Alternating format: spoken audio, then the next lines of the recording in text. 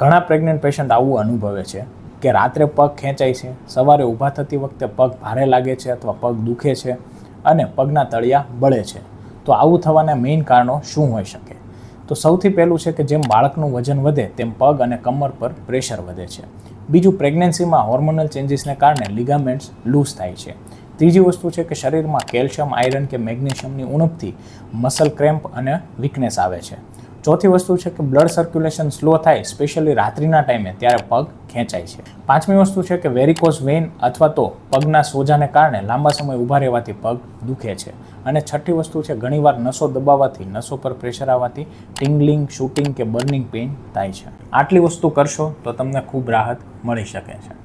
Calcium અને iron supplement regular લો, વધુ પાણી પીવાનું રાખો, લાંબા સમય સુધી ઊભું રહેવાનું ટાળો, ડેઇલી થોડું થોડું વોકિંગ કરો, કમ્ફર્ટેબલ ફૂટવેર પહેરો, ડાબી પડખે સૂવાનું રાખો, સૂતી વખતે પગના નીચે ઓશીકું રાખો જેનાથી પગ થોડા ઊંચા રહે, સૂતા પહેલાં થોડું લેગ સ્ટ્રેચિંગ કરો.